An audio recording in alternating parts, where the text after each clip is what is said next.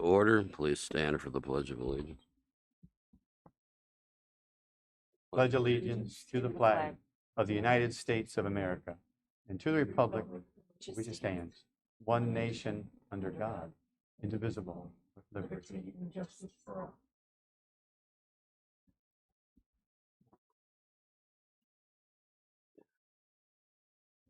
Roll call, please. Mrs. Spiritu? Here. Mr. Gorbetz? Yeah. Mrs. Laird? Here. Mr. Price? Here. Ms. Ray? I said yes by accident. I meant to say I'm here, Thank you. always here. Approve or amend and sign the minutes of the regular meeting held February 22nd, 2021. So moved. Moved by Ms. Laird and seconded by Mrs. Ray. Any concerns or discussion regarding the minutes? Roll call, please. Mrs. Spiritu? Yes. Ms. Laird? Yes. Mr. Price? Yes. Ms. Ray? Yes. Mr. Gorbetz? Yes. Okay, we have any walk-on items? Actually, Mr. Gorbetz, I have two personnel items to add. We have two secretary positions that have been posted, and we cleared all of their background checks and all the paperwork today, so I'd like to move those on to as item 15 on page 8 at the end of our personnel section with the board's permission.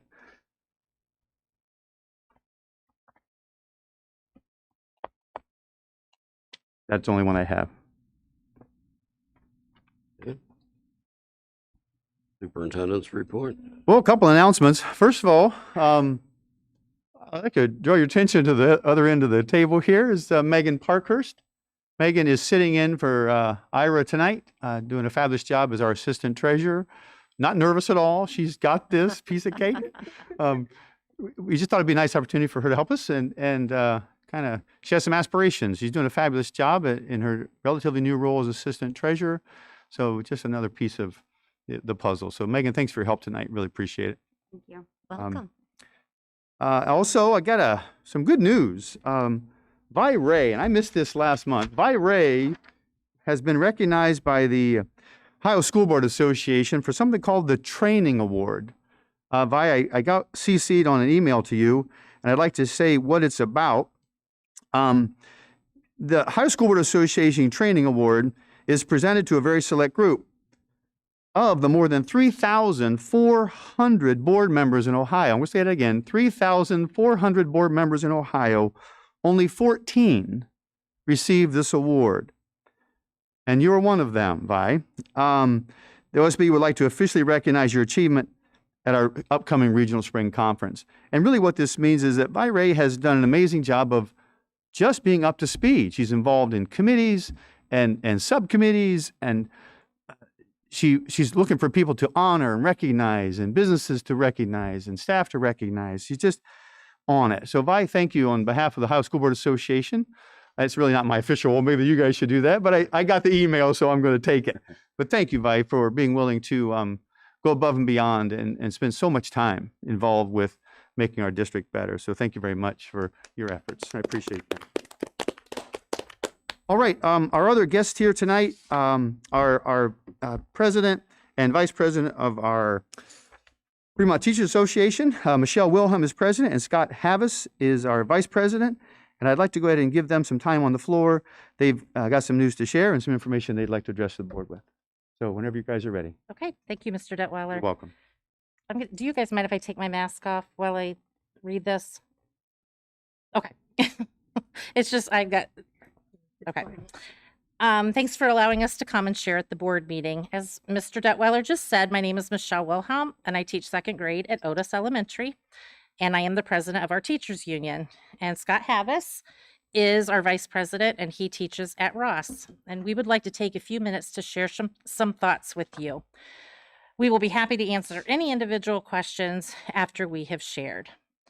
Initially, we would like to share some thoughts and feelings of our teachers about allowing children to return from virtual to seated with 9 weeks of school left. As of March 1st, we have had our 5th first day of school. With us constantly starting, our children are suffering. We have gone from a hybrid schedule to a 5-day schedule, back to a hybrid schedule, then a 4-day schedule, and finally in a week, a 5-day schedule. By changing this schedule, it consists of our children going from eating breakfast in the cafeteria to our children now eating breakfast in our studios for social distancing, having different special area teachers, different lunches, switching days with our specials, and learning a brand new routine. Our seated children have enveloped the new children who returned in January and go through all of our routines for those new children when our in-seated children already knew the routines. The children are resilient and made it work, and now we are asking them to do it all over again. Our seated teachers have rocked it and have made the changes. We have tirelessly prepared homework packets, graded homework packets, prepared lessons on Google Classroom, taught hybrid, then taught 5 days, back to hybrid, now teaching 4 days, and on to 5. We have made multiple phone calls to parents to help the parents understand the constant changes we have had to make. Yes, it has been frustrating, but we did it and tried and smiled through it. As for the changes of our virtual teachers, it disrupts their flow in teaching as much as ours. Our virtual teachers have been left high and dry from day one. When our virtual teachers found out on the Friday before the Tuesday of our back to school meetings, without even one example, video, expectation, or help on how to teach virtually, they were told that they were flying a plane while it was being built, and none of us would get on that plane. These virtual teachers have felt alone all year, and they are rocking our virtual world. We should be applauding these teachers with a standing ovation for what they have endured. They have spent countless hours preparing lessons, phone calls, Zoom meetings, recording lessons, individual help, learning Google Classroom, grading without actually having papers to grade, and the list goes on. Our virtual teachers have adjusted their classes as kids came back to school in January, and then again a few weeks back when we needed to rearrange classrooms due to us returning to 4 and 5 days, with our numbers being too high. We had in-seat teachers have to switch kids into a new room, virtual teachers come back into the classroom, and our virtual children receiving a new virtual teacher. The teachers were given very little notice of the changes during all these times. If we allow these children to come back now, we are starting all over. This is not fair to our in-seat children, our virtual children, our teachers, and our parents who don't want their children after 3 9 weeks to have a new teacher for 1 9 weeks. We have welcomed, embraced these children, and made them our own because that's who we are and what we do. An example of this is a 5th grade teacher at Lutz went back into the classroom. Those 3 5th grade teachers then split up the classes to even out their high numbers. The Lutz virtual kids were then moved to another 5th grade virtual teacher. This teacher had to teach her routines, procedures, get acquainted with the new children, and she welcomed these children on March 1st. Now, 7 of those virtual 5th grade parents want them to return to the seats at Lutz because they want their child to have the same teacher as they had on virtual. That cannot happen due to Lutz 5th grade dividing up their seated kids. So those 7 virtual kids could potentially have their 3rd 5th grade teacher. Those kids would be divided up 2, 2, and 3 among the classes. Also, the virtual teacher whom received these children knows her roster will change once again after having these children for 3 weeks. Another concern is our 4th through 12th grade will be giving state assessments during many days in the month of April, and having children change to virtual to in seats wreaks havoc on the process and schedule. I understand that when we made the parents decide in November to remain hybrid, return to seats, or move to virtual, COVID was not the same as we are looking at today, with vaccines, cases dropping, etc. We made this decision as a district, and now we want to go back on our decision. Parents were under the impression that their children were to remain virtual. Now, we have asked them, if offered, if they would like their children to return by initiating these thoughts with them. You, as the board, asked Mr. Detweiler to make a recommendation in January for the future of our restart plan. At that time, Mr. Detweiler made a recommendation to return to 4 days beginning March 1st, then 5 days beginning March 22nd. I guess I am confused as to why we are asking for yet another change. We are currently doing what Mr. Detweiler recommended and the board voted and passed. It is working. Please understand, we as educators know the role we play, and we adapt to changes every single day. We know we serve the public and educate all children that come into the classrooms, and we do it with a smile on our faces, most days. Mr. Gorbetz hired me 33 years ago, and I have always been proud to say it's great being a little giant. But I have never been so disheartened and felt so unappreciated as I have this year. We have not been considered in any decision that has been made all year. We are told what we are to do, and we are physically and mentally drained. We are all worried about our students' social and emotional well-being, but have never considered our Fremont City School staff, including teachers, principals, nurses, secretaries, bus drivers, maintenance, custodians, paraprofessionals, cafeteria staff, and the administration. We are at our limits of our own social and emotional well-being. We have amazing people who work for Fremont City Schools, and we are proud to be little giants, but we will not have retention of our staff if we continue to not appreciate what we have. As a district, our motto is to do what is in the best interest of our children, and by allowing us to change yet again, we are not doing that. We know our children are behind in academics, but this isn't just a Fremont City School issue. It is a United States of America issue. We are in a pandemic, and so nothing we are doing or have done is normal. Disrupting our kids one more time by allowing children to come back to in seats will not help these children and catch them up with only 9 weeks to go. By us changing our restart plan yet again, it is making Fremont City Schools look unsettled on what we are doing. We need to educate our virtual kids as they have become accustomed to, and our in-seat kids as they have been doing, and finish the year as is. Our Fremont City School employees need our summer to regroup, decompress, and gain our social emotional strength to return in August so we can come back refreshed, hit the ground running, and get the kids caught up academically, help their social emotional stability, and proceed with normalcy that we are accustomed to.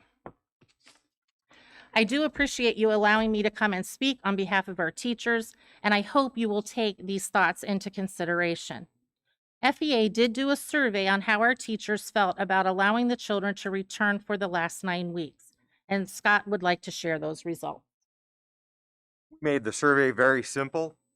We asked 2 questions. The first question is, how do you feel about having students return from virtual learning to in-person learning for the start of the last quarter of school? We gave them 3 choices. I support this, I'm indifferent to this, and I oppose this.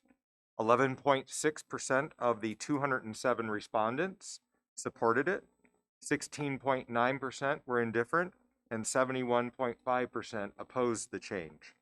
The second question was simply, what are your reasons for the choice above? That generated 22 pages of comments, which I will now start reading verbatim. No, I'm just kidding. We made copies of all of them because we want you to be able to see what the staff has to say about this, because we do feel that we don't get listened to. So I will pass those out now.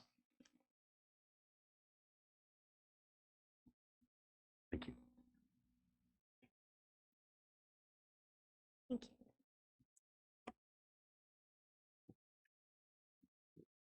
you. Thanks.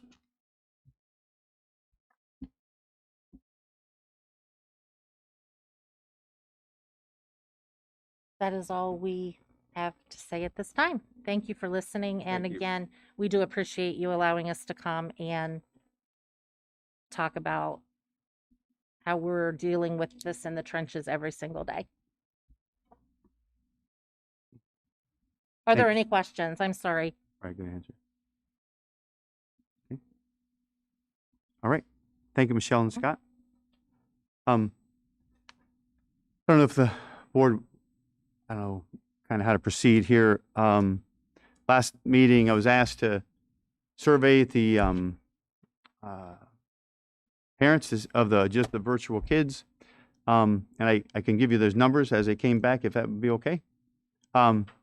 So at K-5, right now, we had 14 kindergartners, 13 first graders, 13 second graders, 14 third graders, 25 in fourth grade, and 20 in fifth. So we had 2 13s, 2 14s, 25 and 20, fifth grade being the largest group.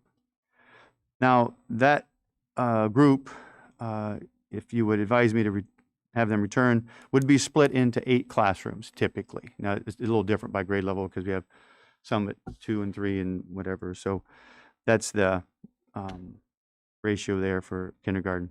Those numbers held pretty tight in the teens, basically. So in our 6th, 7th, and 8th grade, we had 13 in 6th, 19 in 7th, and 13 in 8th. And you understand in our middle school, we have 3 teams per grade level.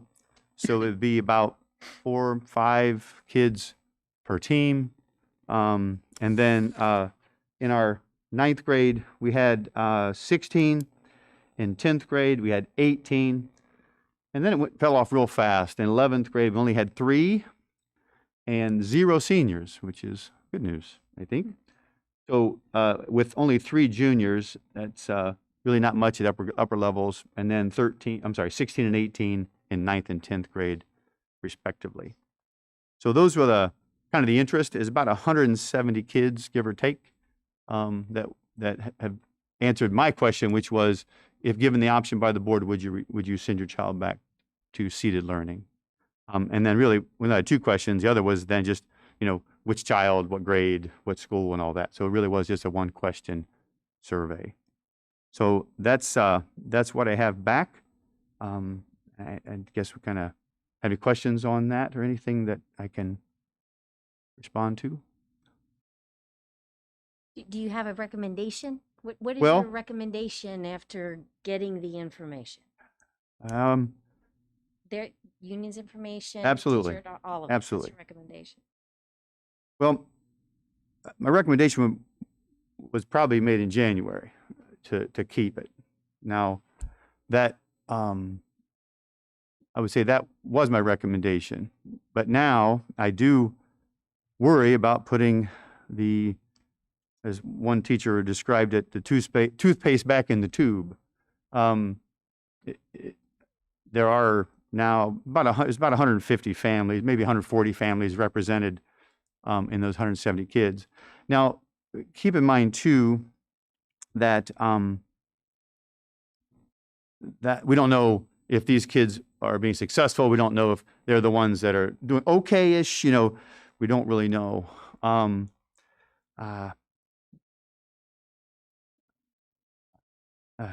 struggling with the recommendation because, for all the reasons stated, I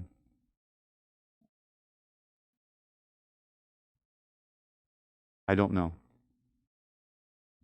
I mean, to me, this has been a year of decisions that were not real clear, not straightforward. We've done the best we can. I think that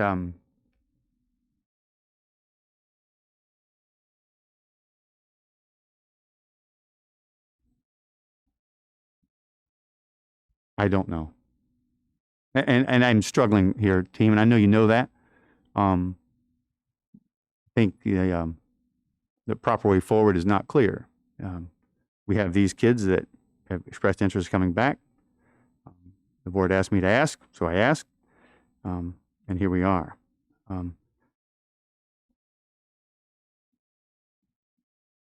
I don't know. That's just the honest answer. Sure. I think each plan has ups and downs. Obviously, if we say no, there'll be a lot of disappointed families. If we say yes, it will be yet one major disruption after another. I mean, so I don't think there's, as all the decisions and recommendations I've made in the last 12 months, there isn't a right one. So there isn't a right one here.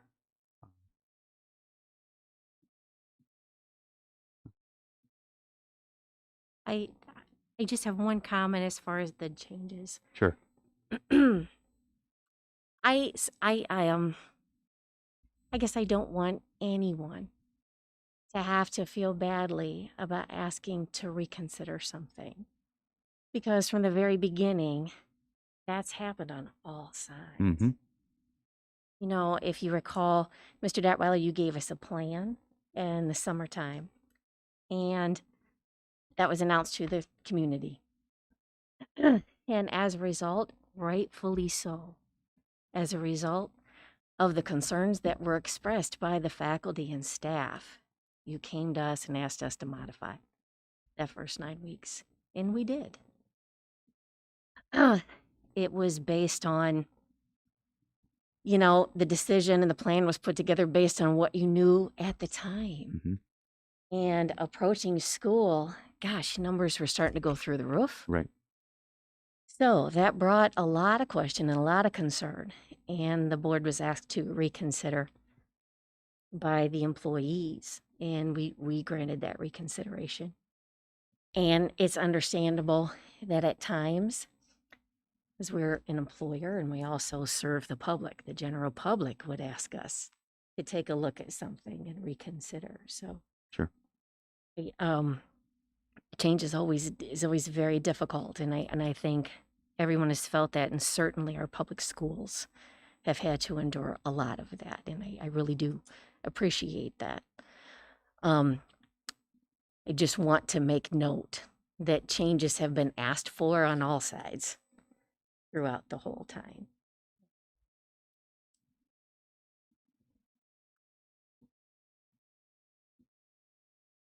Just to be fair, if the board would advise that I bring them back in, K5, I would recommend that we don't move anyone.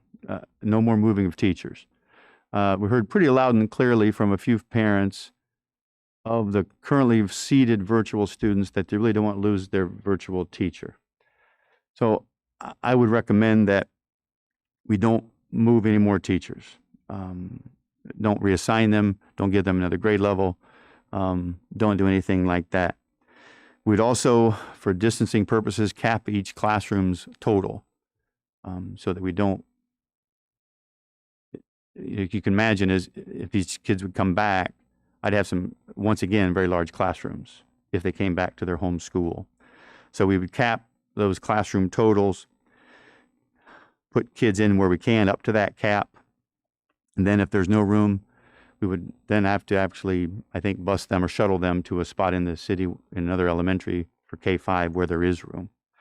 I think it would also, let's say there's 2 spots and there's some spaces where there's 0 spots.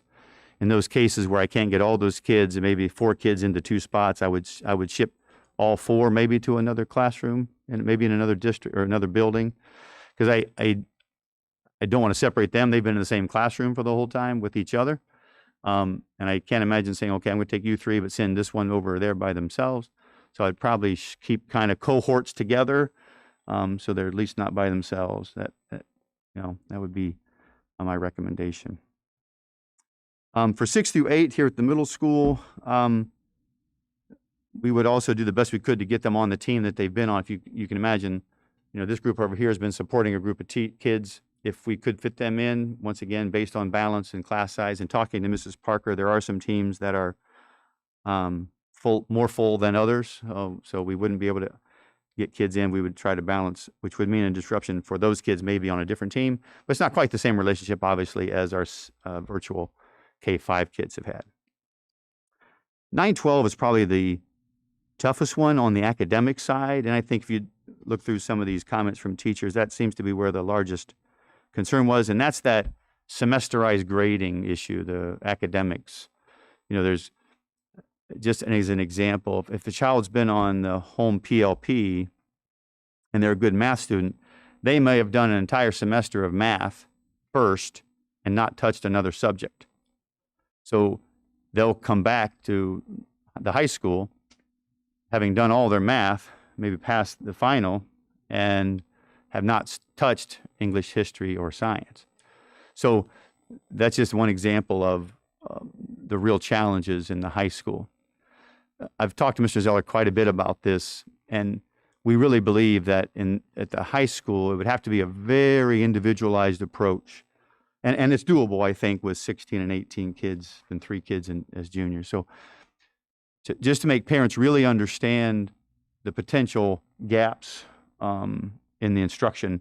And I think we would then customize each child's spot. They may have to, if they're making up a class, maybe they lost credit first semester somewhere, they might be on PLP again for that, but also in a seated class for, English second semester, or the second semester of algebra, and still doing the first semester with support somewhere else in the building.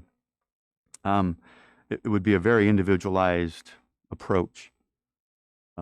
Almost have to be, just because there's so many scenarios there. But I'm confident, once again, and Michelle said it, our teachers are second to none. But it would be very disruptive. So it's kind of once again, I just don't know what to say. And I wish I could have had a clear vision forward, but I don't, and that's been the theme for this year.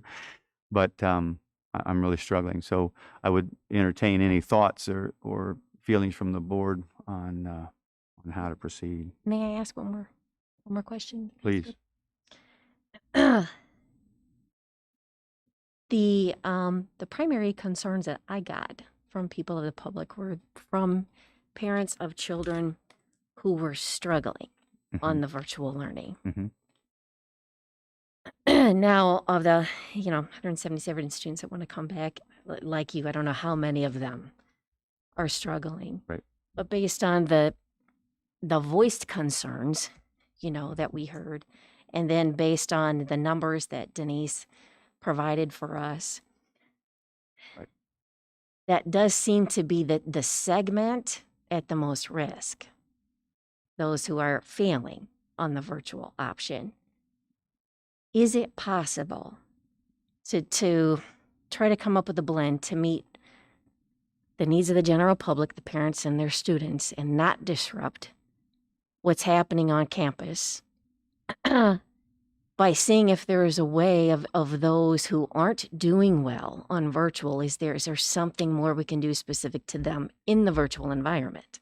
Like, for example, the younger grades have a little bit more structure, where middle school through high school is completely independent learning. Right.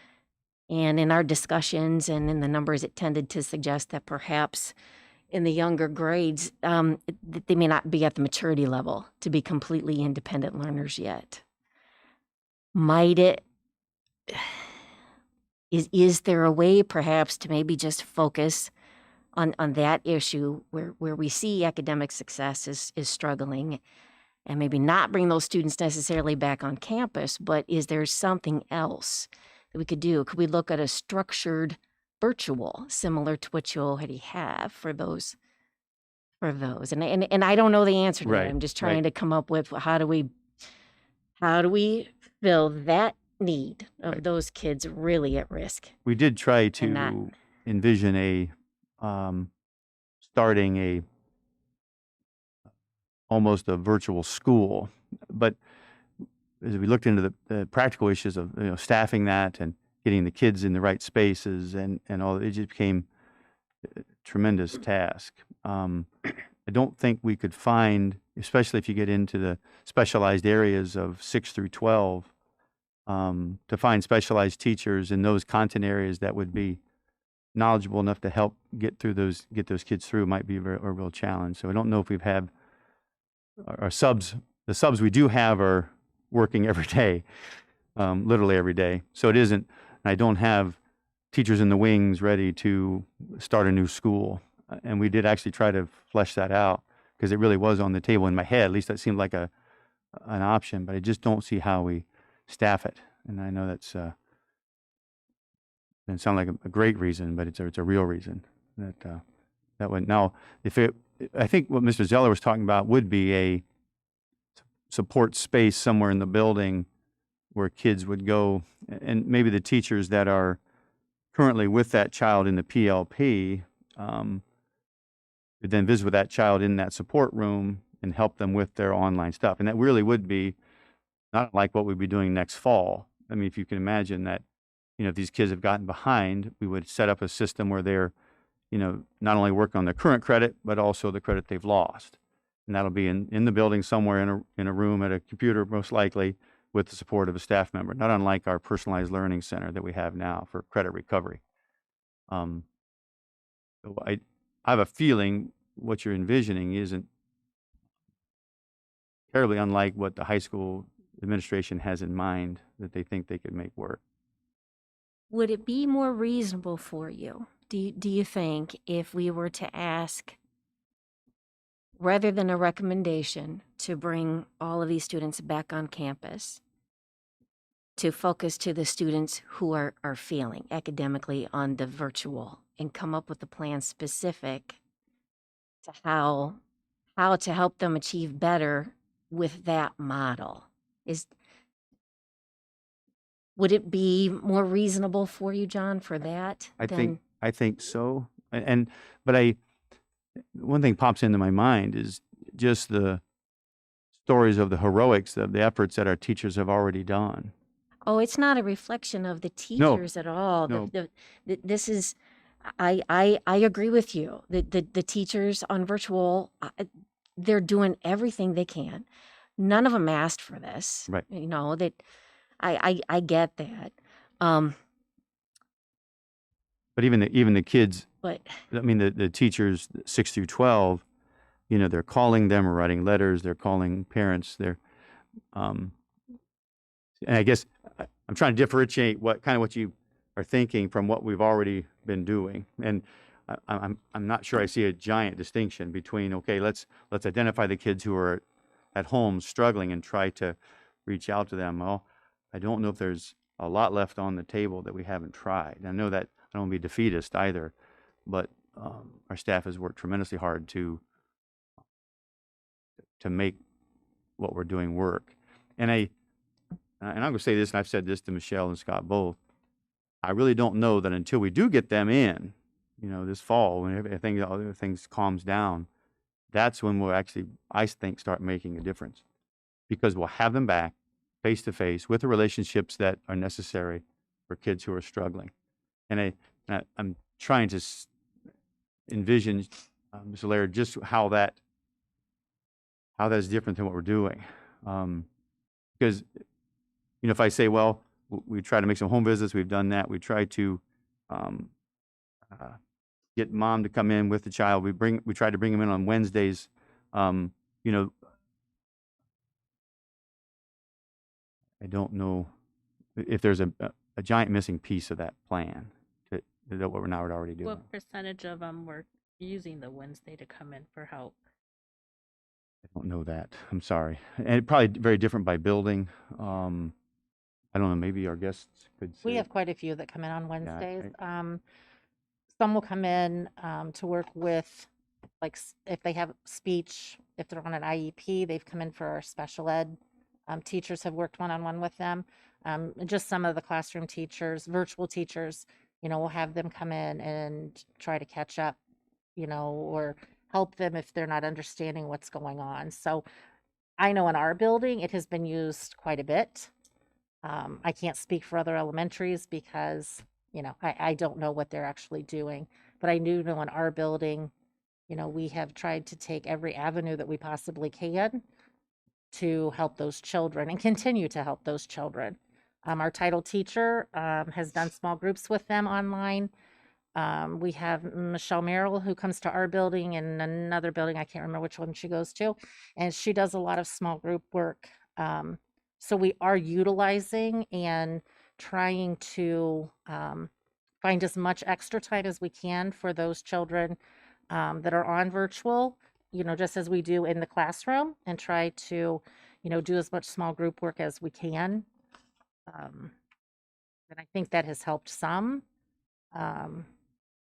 Again, it's just a year of, crazy, and and we've tried. I mean, we are tirelessly trying to get these kids where they need to be, and again, with 9 weeks left of school, we're still going to work as hard as we can. But as Mr. Detweiler said, to move forward to next year, if we can hit the ground running at the beginning of the year and get these kids into small groups, and, this is at the elementary level, the high school level and middle school level is completely different. But if we can get those children in, get them into small groups more often in a day, we're really going to be able to hone in on where their academic deficiencies are and then try to get them caught up. I think the children that have been in seats, I think our virtual children, I think they have done the best that they can academically. When I look at our iReady scores, I was pleasantly surprised at how much higher they were than what I anticipated them to be. And I looked at those district-wide because I'm on the DLT, and I was very, very happy with what we saw, especially because we had lost a whole 9 weeks last year. And so we've used that information, that data, to, identify our kids who are really needing the extra help. And they are being serviced by our title teachers, anyone. We have used our paraprofessionals to come in and work one-on-one. I mean, we are utilizing everyone we have to work with these kids. Being hybrid definitely did not help us, but I think, I'll be honest, I had some children who were virtual, came back into my classroom, and they were farther ahead than my children in seats because they're getting academics every day of the week. And so, again, I'm not saying that some of our virtual children aren't suffering, but some of our in-seat children are also having a difficult time. So it's not one versus the other. It is basically what we're seeing in both aspects of where we are. And, I think we have done an amazing job of educating our children in the situation that we have had. Not only doing them in seats, but when they've gone home, the work that they're doing at home was relevant to what they were doing in seats. It wasn't like we just gave them busy work to do. That work then came back if it went home as in packets, if it was placed on Google Classroom. And we gave the option for both because, a lot of children don't have devices, and the in-seat children didn't get the Chromebooks. So if they had devices at home, a lot of the teachers learned how to use Google Classroom and put their assignments on there. Me being one of those, I was very hesitant at first. It's just something new. I haven't done it in 33 years, and and it has worked beautifully for my children who can get online. But for my children who don't have access to that, they get the work that we're still doing that is relevant to what we're teaching that week. So I'm not sure that there's a definite answer to give you on how to reach our children who are virtual that are lower academically, because we also have those lower academics in our seats also, if that makes sense. And I'm not trying to downplay our virtual children by any means, but I feel that at the elementary level, we have done very well with trying to reach both our virtual and our in-seat kids as much in small groups as we possibly can. A lot of our virtual teachers do one-on-one. They'll spend their Wednesday doing either small groups, they'll meet with the kids one-on-one on Zoom if the children can't get into the buildings. And, they have made every effort to make it work. And so I feel they have gone above and beyond. Of course, like I said earlier, we're in the public and that we teach the children that come in our doors. And I feel that we have done that well. The situation has been not so, uh, it's it's just such a hard year. And again, I just feel we have done the best we can. I do feel we have tried to target those children who are on the lower academic end. But I also feel, as Mr. Detweiler said, I truly feel coming back in the fall with all of our children, we're going to be able to make up some ground because I think we know where they are, we know where they're going to come in, and we will hit the ground running. Again, this isn't just a Fremont City School issue. Every child in the United States is struggling with this. Um, and I'm not sure. I mean, if we look at the United States, our children are all children are behind where they should be. That's just something we have to try to fix and get them caught up as much as we can. And until the fall, when they're all back with us, we can't do it in 9 weeks. I can do small groups, they can do small groups, but we truly can't get these children caught up in 9 weeks. I think and perhaps I'm mistaken, is the virtual model for the grade schools is different than the Yes. virtual model through middle school and high school. Absolutely, yes. So what we saw in the numbers, as I recall, where you're more interactive, is higher. I think, but I'm talking specific to the truly independent virtual learners, where they pick if they do or don't log in, when they do or don't start something, and there's no interaction unless it's kind of initiated by the student. That's the model where we see that perhaps middle schoolers and so on may not have the maturity or the support at home to be successful with that type of model. That's what I saw in the numbers, Mhm. which you would expect to see. Right. Because teachers add such a value. So it makes sense that the ones who are interacting with teachers are doing better. Right. And I think we see that in our elementary. The children are face to face with their teacher every single day, and so I do, again, I don't know a lot about the PLP because, I've not had to deal with that, but, our virtual children have done exactly what we're doing in class. So, I'm going to use Tia as an example because she's my teaching partner. What Julie and I are doing, Tia has just done or has just currently finished it. And yes, are we a little bit behind her? Yes, because she sees her children 5 days a week. But are we still close in academics? Yes, we are. And so I think that has been helpful for our virtual teachers that at least they had to use the curriculum that we're currently using that they were familiar with. I think at the middle school, high school level, the PLP is just completely different Right. than what they're used to. And they aren't getting that face to face with a teacher. And I understand that. I'm not sure how motivated, I've been in college, there was a class you just do it on your own. Well, not everyone is as motivated. Has it been successful for some? Absolutely. So, but I do think at our elementary level, we've been very fortunate. We have great parents who have worked hard and tirelessly on getting their children logged in and getting that work done and talking to the teacher. I mean, there's so much communication. There's more communication that has gone on with parents this year than ever. I mean, and it's just because of the situations that we're in. So I understand where you're coming from with the high school, middle school, but I think at our elementary levels, when we got our iReady scores back for math and reading, again, I was very pleased with them losing 9 weeks of school, how they had kept up their scores. I think one thing we need to think of from as a parent of a middle schooler who's in seat, I realize that because Tia teaches at home or virtual, that there are frustrated parents of kids that are online. I'm a frustrated parent of a kid who was in seat because of the hybrid model.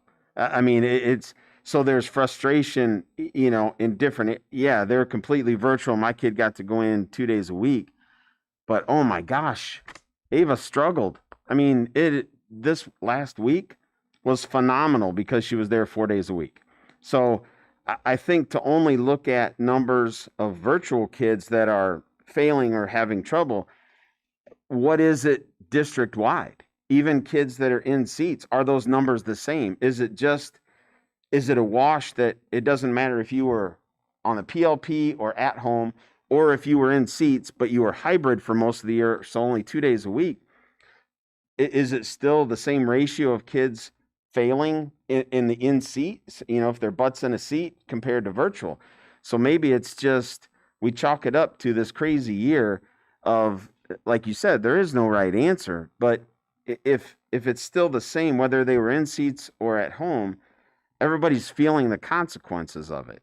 And I mean, obviously, we know that there are always going to be kids that struggle, but I think we're looking at it, and maybe a broader view should be better of what is it district wide? Because if it's the same and we're going to wreak havoc for 9 weeks to trying to change this up, I mean, I'm not in favor of it, but if we would, is it really going to do anything if it's the same across the board, whether you're in seat or virtual? The same number of kids are still struggling. And yes, you might be struggling more if you were virtual than in seats, but you didn't know that till you going in because this is brand new for everybody. But What is our summer school going to look like? Actually, that's interesting. You should say that we really finalizing that this week. It's beefed up K-12. I mean, we're going to have 2 different sessions across the board for longer than we normally do. Now, whether we can find teachers that are kind of ready to do that too after a long, tough year might be another challenge, because I've had a few of them say, Mr. Detweiler, I can't do it. I'm just toast. But we are planning for a very extended, much more extensive summer program for our students K-12. Could the virtual kids be strongly encouraged? Absolutely. And they'll be invited. But unfortunately, what I worry about is sometimes those are the kids who can't get into a normal summer school. And I worry about it. Is nothing I can do mandatory, it's not compelled education in the summer. But we can absolutely, certainly strongly recommend that. And even with some teachers, we've talked about, one thing that I know is frustrating for teachers is the retention question. How far behind does a kid have to be before we'd actually consider retention? And as administration, we said, well, we're having a hard time saying, well, this crazy year, we're going to hold a kid back, when a lot of research says retention isn't a very powerful, very successful tool anyway.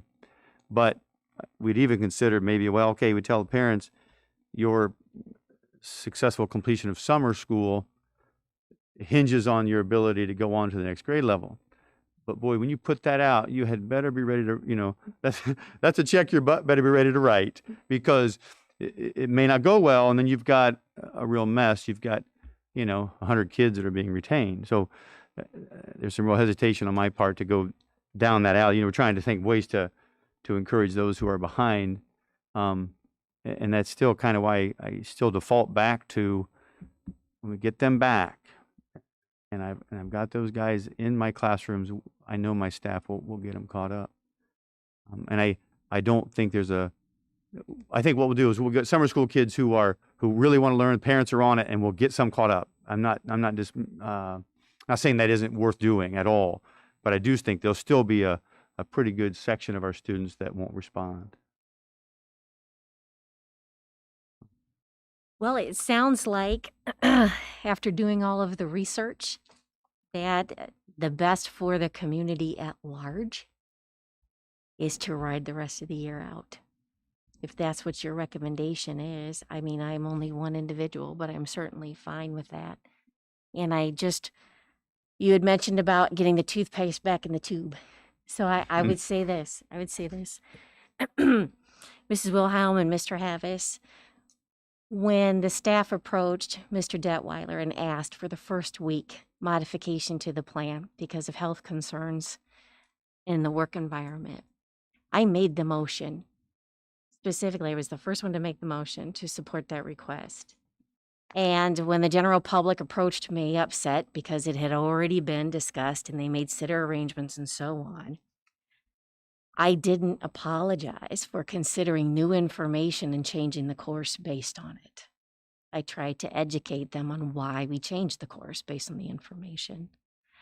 And I would say the same goes here, Mr. Detweiler. If there's someone that is upset that they were posed a question, they were not given a guarantee, they were posed a question so we could research some things. Give them my email for that as well. That's our job, is to take a look at the concerns internally and from the general public, assess the information, and see what we can come up with to fill the needs. So I have no problem saying that the question was posed. There were parents with concerns, understandably so. We couldn't answer whether we could accommodate it or not until we knew how many. Right. And based on the answers of how many, it would be impactful to everyone at large. I'm fine with that response, so you can send them to me.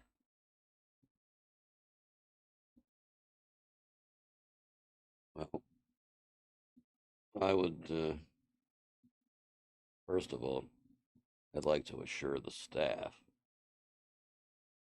the board, our 5 people here, had no intention whatsoever of making things more difficult. Everybody, that has never been our, mindset whatsoever. It's obviously been a harrowing year for everybody. And we respond to what we perceive to be the needs at that present moment, taking the recommendation of the superintendent very seriously. That's pretty much what we did. But it's never been our philosophy as a board, and certainly has never been my philosophy personally, to make things more difficult. Teachers, that's, that. I do. But the way this year has been, with the uncertainty, we said right from the outset, we're going to have to be flexible. We're going to have to be willing to change on dime. We're going to have to be supportive of the superintendent and his recommendations. I think we've done that.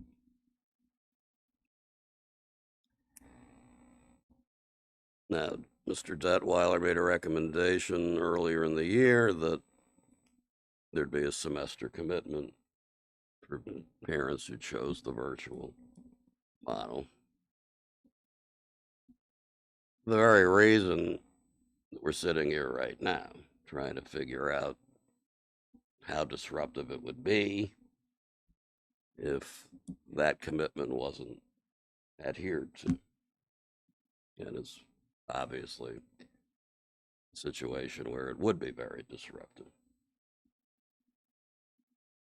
So, we went with that recommendation. We supported that recommendation. And I think the best thing to do now is to continue to support that recommendation.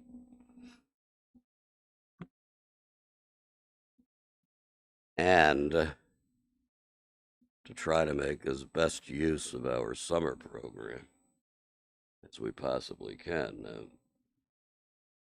Things are different now than it used to be with our summer program for no other reason than we have air conditioning in most of the places. Yep. I was heavily involved with elementary summer school for 8 years back in the day, and it was not comfortable. It is now, though. So, I think in 5 out of 6, it is. We're still working on high school. They're still sweating. Well, yeah, the high school We'll find a spot is the exception. for a few months. Perhaps they could use the middle school. Correct. Um, but the at-risk is the kids who have not fared well with the heavy reliance on independence, dependent learning, need to be nudged in that direction so that they have a talk about hit the ground running, as Michelle did. Right. No better way to hit the ground running than be running when you hit the ground. So let's make use of the summer program as best we can. Absolutely.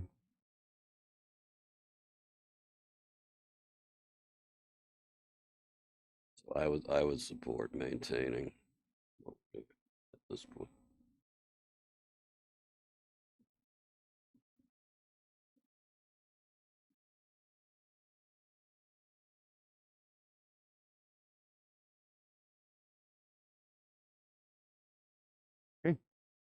Proceed. Anybody else have an opinion, concern, question? I agree, staying how we are right now. It just seems to be, it'll impact too much to try to bring the students back. I know we're in a tough position. We always try to make the best and relook at things. We don't just, oh, we already decided that months ago and that we're just going to keep it that way. We like to look at things again to see if there's something that we can change and just make better and easier. So thank you for taking the time to do the surveys and reaching out and bringing back all the information. We certainly appreciate your input to this.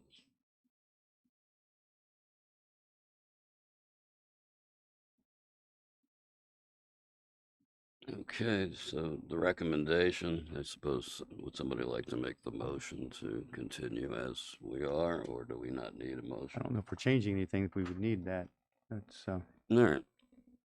like, if we're changing, I think we would need it, but if we're Right. staying the course, I think that's been Right. approved. Well, thank you again for letting us come and voice our concerns and for all of our teachers. We appreciate that you've decided to keep it as is.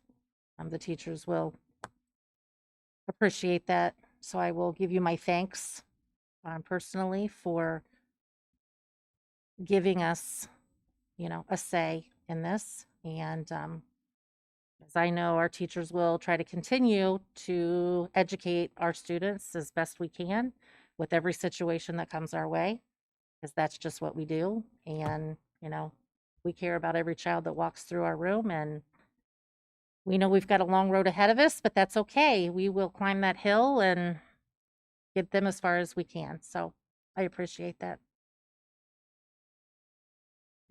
Thank you for coming. You're welcome. Thank you for allowing Thank you us. guys so Thanks, much. John. Okay. Gorbetz, with your permission, I'll continue. Okay. All right. Give the public. Yeah, we had no one reach out other than Scott and Michelle tonight, so. Item 1, moving through the agenda, are consider approval of donations. You can see there we've got hand sanitizers, violins, you name it, cash. We got it all. It's a smorgasbord of fabulous generosity from our community. Lots of great things happening there. We appreciate all those who have made donations. So thank you very much. Okay. Any For the- legislative liaison report? Have a few items here. Should we have a motion? I mean, it says to Oh. approve that. Don't we have to approve those donations? Oh, We yeah. have a Sorry, we motion do. to We should have a vote Roll call there. on Yep. item 1. Good catch, Mr. Price. Thank you very much. Did you make the motion? Sure, I'll make the motion. All right. Moved by Mr. Price, seconded by Mrs. Ray. Any discussion? Okay, roll call, please. Mrs. Spiritu, Yes. Mrs. Laird, Yes. Mr. Price, Yes. Mr. Ray, Yes. Mr. Gorbitz. Yes, motion carries. Now, the legislative liaison. report. Okay.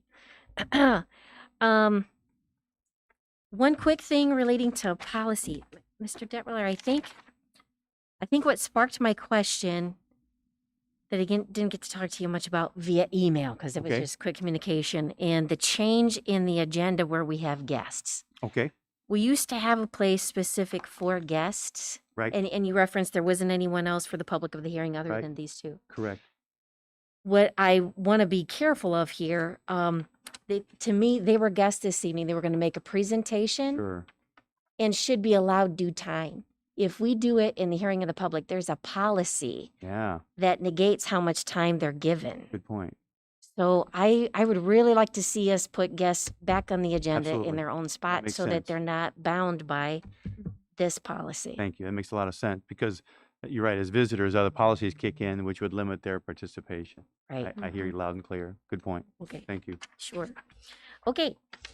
A couple of items here. Megan, I'm going to cite 3 sources.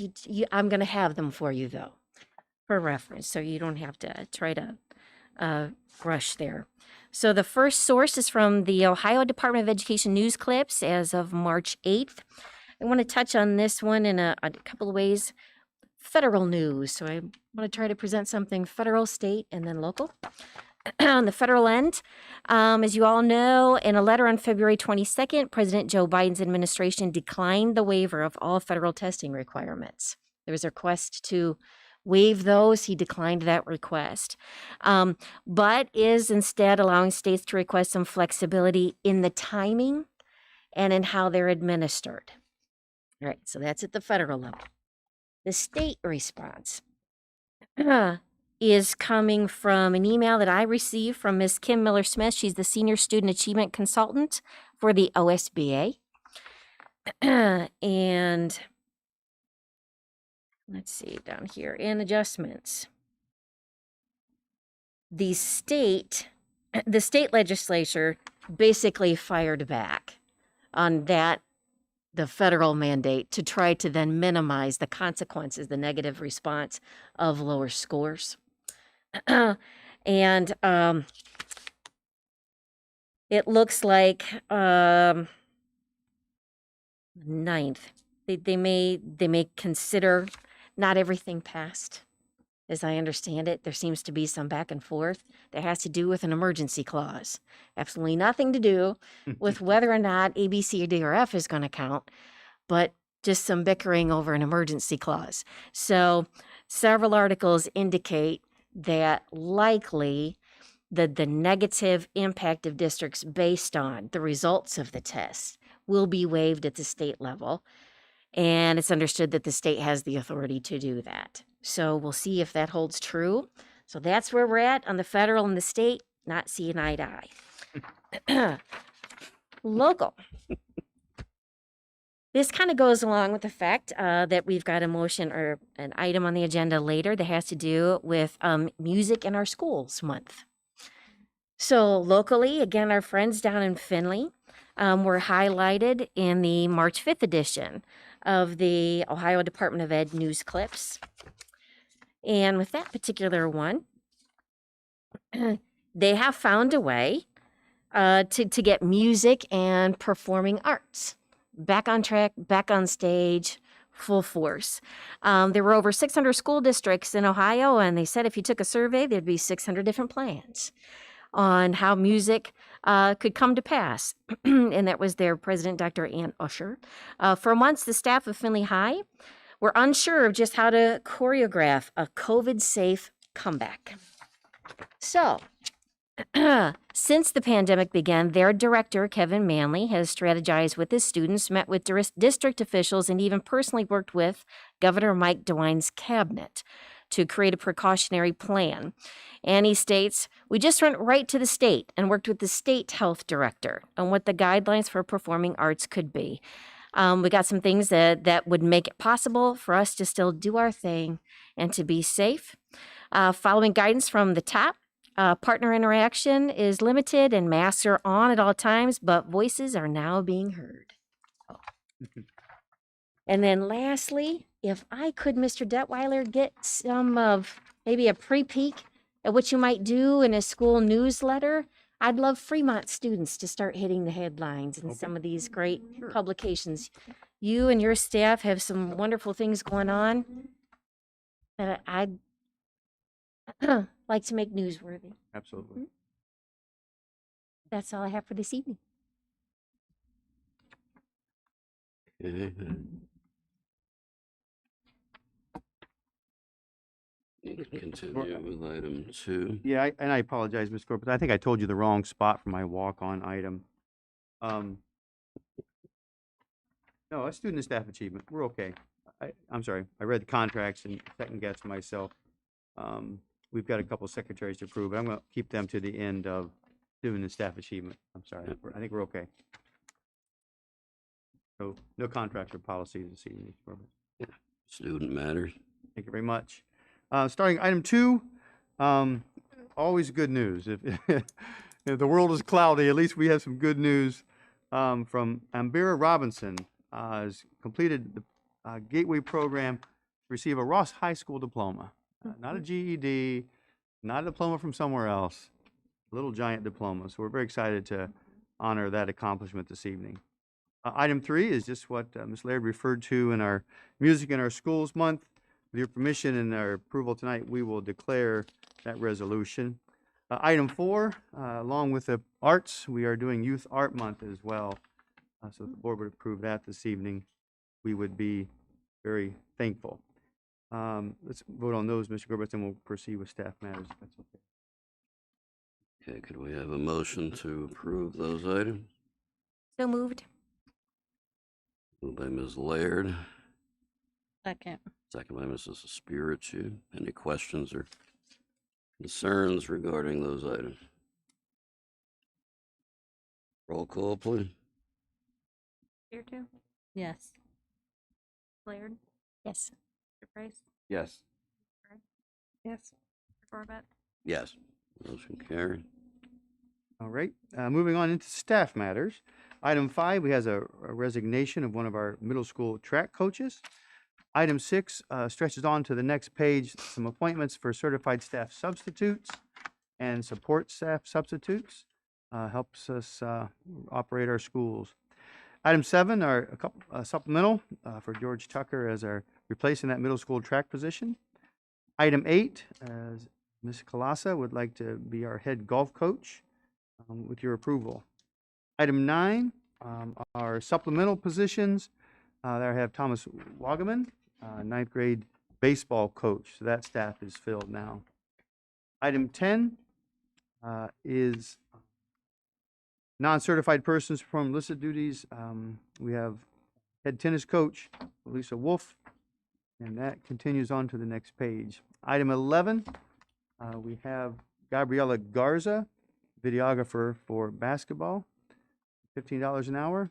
Item 12 are special event workers. You can see scoreboard operators, softball, we have some scanners for track and field and so forth to make our spring sports happen. Item 13, Nanette Kramer is qualified for a status change with your approval. And item 14, leave of absence for Megan Weiland. And 14 continues on to another leave of absence for Diana Vera. And with the board's permission, this is where I'd like to put my walk-on. If I could read those off, I have Megan Lisa Fox as secretary and Marie Ontiveros as another secretary. So we had 2 secretary openings. Those postings went up a week and a half ago or so. We have strong candidates for those 2. Then, motion, I think we're ready then for roll call. Mr. Gorbetz, thank you for your patience. Okay, can we have a motion to approve items 5 through 15? So moved. Moved by Mr. Price. Second. Second. Second by Mrs. Spiritu.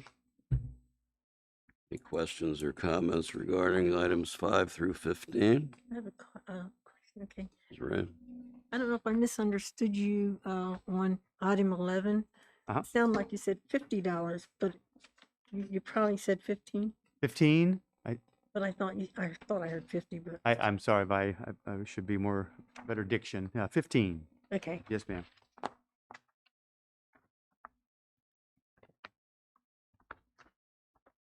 Roll call, please. Mrs. Speartube? Yes. Mrs. Laird? Yes. Mr. Price? Yes. Ms. Ray? Yes. Mr. Gorbitz? Yes. Motion carries. Okay. Fiscal matters. We need Says a curriculum. one curriculum item, We if have I an may. item. That'll Item be 16. Yes, sir. Thank you. Item 16, board is opportunity to use some of our career tech funds. We do get a line item from the state for all things career tech. We are purchasing a Maker Fab and CNC routers from the Buckeye Educational System. You can see it's a pretty pricey item, but pretty nice stuff. It's a computer numerically controlled router, and the Maker Fab is a 3D printer. So just some things to support our engineering program. So with your approval, we will get those coming. Have a motion to approve item 16. So moved. Moved by Mrs. Ray, Second. seconded by Mr. Price. Any questions regarding item 16? Concerns?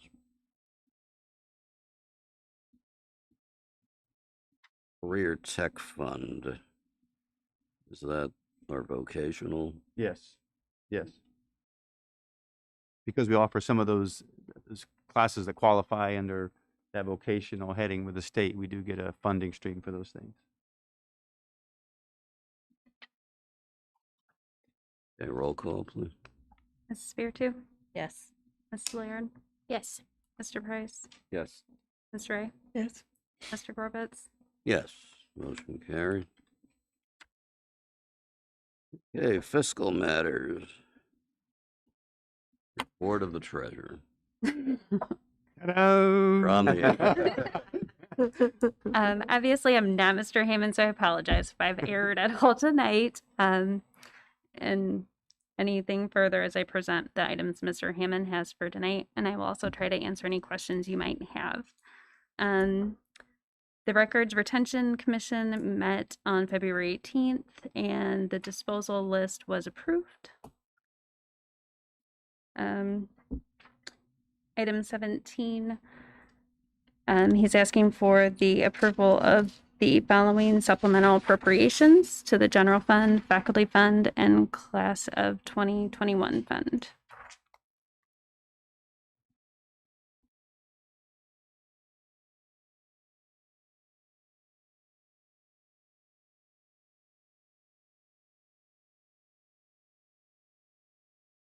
Okay.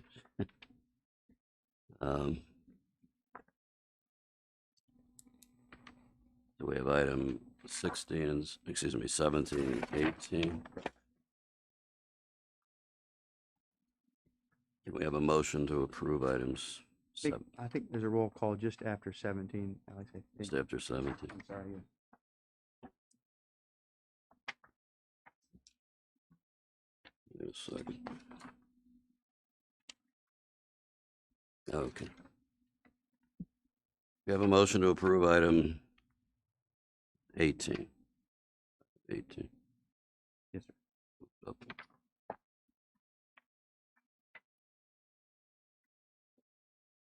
$18? I think It's I think it's 17. 17. we're still on Because we had to change the numbers. the We new, added. new 16 turned 17 at the bottom of page 8 has its own roll call. It looks like there's a 16 roll call, a 17 roll call, and an 18 roll call. Correct. We had to change the numbers because of the add-on, the walk-on item. The walk-on item became the new 15. So we're bumping everything up So one. the curriculum actually changed to item 16. So then everything moving forward is Okay. one more. So this would just be item 17 with the 3 funds, correct? Yes, Yes. thank you. Any motion to approve item 17? So moved. Second. Moved by Ms. Laird, second by Mrs. Espiritu. Any concerns regarding that particular item? Roll call, please. Mrs. Spiritu, Yes. Mrs. Laird, Yes. Mr. Price, Yes. Mrs. Ray, Yes. Mr. Gorbutz. Yes. The next item, Let's see. Consider approval of revised 5-year forecast as requested by ODE fiscal more above that. oversight. One more above that, Alex. The Budget Commission. I'm sorry. This numbering system. Yes, I know. I Really apologize. throw a loop. You know, it's a curveball. Swing away. All right. Item 18, formerly known as 17, Item 18. That's what I had in the first place. like Prince, formerly known as.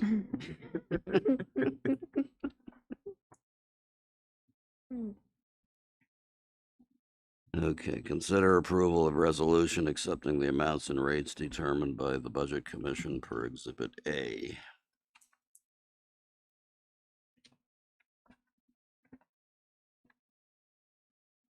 So moved.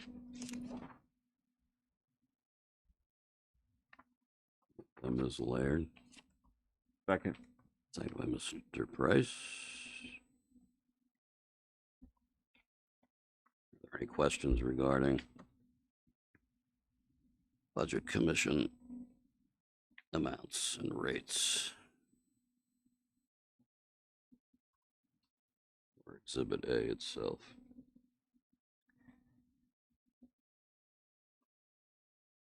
Roll call, please. Mrs. Spiritu, Yes. Ms. Laird, Yes. Mr. Price, Yes. Ms. Ray, Yes. Mr. Gorbutz. Yes, motion carries.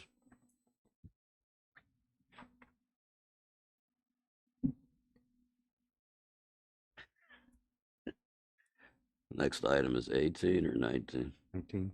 19. Item 19.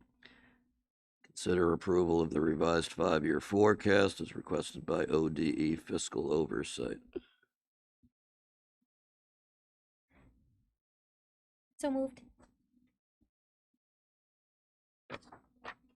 Moved by Ms. Laird, Second. seconded by Mrs. Espiritu.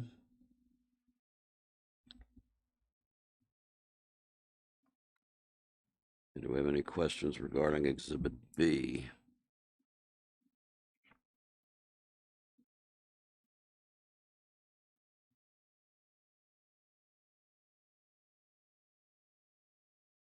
Roll call, please.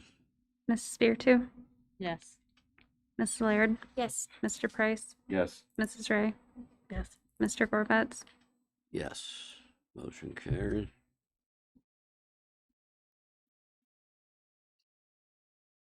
That will do it for our fiscal matters.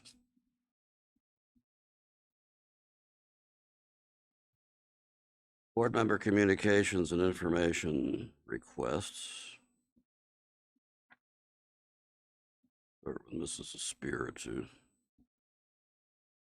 I'd like to say congratulations to Vi. Mm. Um, I'd like to also thank the speakers for coming in and sharing all the information, and once again to Mr. Detweiler for taking the 2 weeks to gather the information and doing the surveys. Mm. It was a lot of work, and thank you for doing that. It helps for us to have our discussions and decide what we feel that's best for the students and the staff. So, I think that's all. Laird. I have two requests for information. Okay. One is, I want to say maybe 3 meetings back, John. Okay. You and I had talked about some, I forget if they were state or federal funds specific to mental health resources. And I wondered if you were able to come up with a plan yet on how our district might utilize those funds and if we made the deadline to apply for them. Yeah, that's, if I remember the conversation, that under ESSER, the the second round of federal funds, that's one of the allowable focuses. Yeah. Uh-huh. So no, we have no hard plans, but yeah, we'll certainly be getting on that.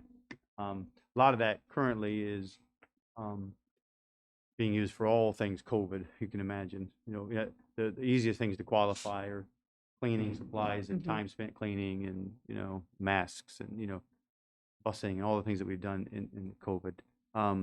Mental health is certainly a strong part of that, so we'll certainly have that one. I was thinking someone had mentioned that there was a deadline to submit the plans for receiving funds for mental health use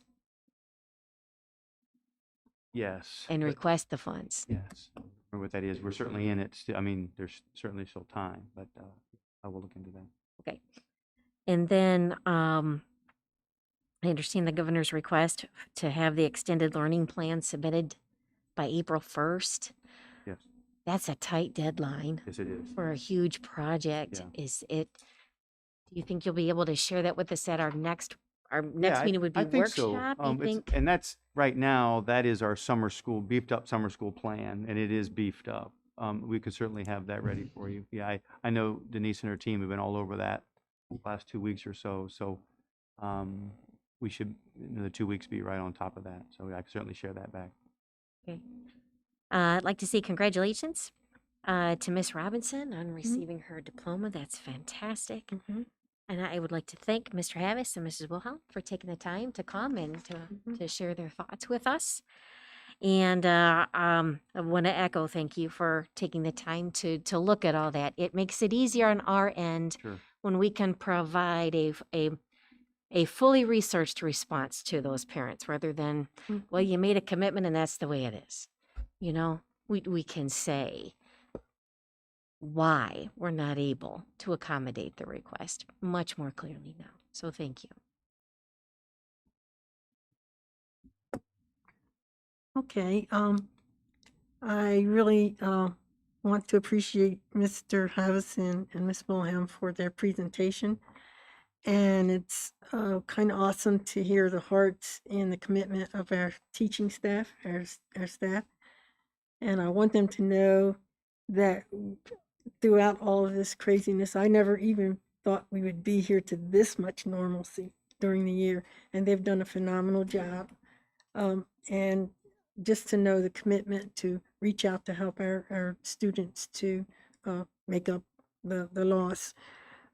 So we do want to say thank you to our teachers. We do appreciate you. Also, the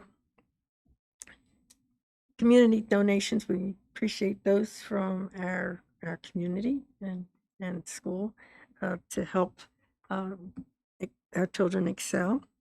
And congratulations to Mrs. Robinson, Mrs. Robinson, for her accomplishment. That's pretty awesome. So and thanks to Mr. We thought we would extend the time for you to do the survey because it was so extensive and hard, and you whipped it right out. So I don't know about that. yeah. Thank you So thank very you. much.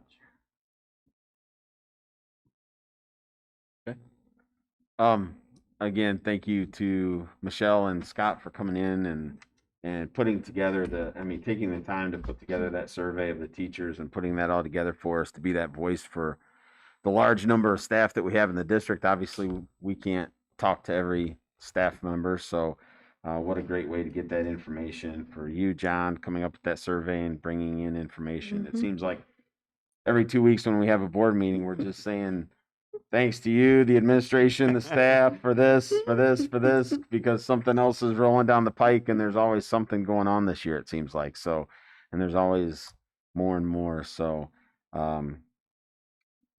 it's amazing. And then you toss this on with the summer school program and the tight window to get that scheduled in. You would think our federal and state government would understand with everything going on, there's a little bit of leeway. It's just crazy. Every school is scrambling just to make the day go by. And now let's put a tight window on an extended learning thing. I get it. There has to be a plan in place, but come on. A little bit of time would be greatly appreciated for somebody to take a breath and be able to get something done. So, but anyway, but yes, thanks to all the staff that all the hard work and continued through the rest of the year. So, Megan for stepping in for Ira, getting your feet wet a little bit here. So, thank you for that. So, that's it for me. Well, I'd like to apologize to Megan for inadvertently reading what it was you were supposed to be reading. But those Perfectly fine numbers with just threw me completely off. We noticed. I'm fragile to begin with. Right. Fragile? When I think of Alex, I always think of fragile, right? When the number system changes on a dime like that, I have trouble coping with that Yes, type of change, Yes, sir. abrupt change like that. I understand you were perfectly capable of doing that. My error. I'd like to thank congratulate and commend Mrs. Ray for, I mean, that's incredible. That's quite an honor. 14 people out of how many? 3,000? 3,400, something like that. Yeah. I'm the Beautiful. oldest. Crystallizes the honor I feel in having been your boss for all those years. Not that many years. Maybe in spite of Mr. Gorbetz, I don't know. He was a good boss. It's an inside joke. Okay. I appreciate Michelle and Scott for being here and providing input into another difficult episode in this school year that we had to address.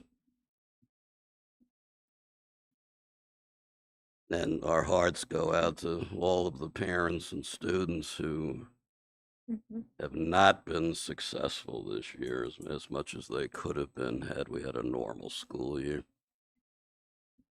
And however you have to do it with summer school, we really have to address the needs of those students. Sure. Who really didn't, as hard as the teachers worked and tried, it just isn't the same thing. So many of them need a teacher right there with them in order to be successful.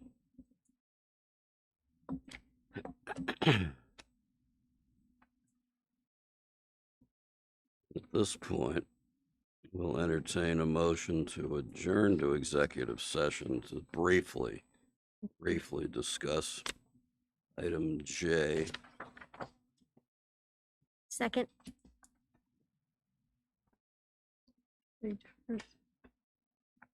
And I guess I made the motion, and Miss Laird seconded it. So roll call, please. Mrs. Beartooth, Yes. Ms. Laird, Yes. Mr. Price, Yes. Ms. Ray, Yes. Mr. Gorbetz. Yes. We will not be reconvening until March It's a 26th. publication for you, Okay. and then kind of a title, where the articles are Okay. to help you.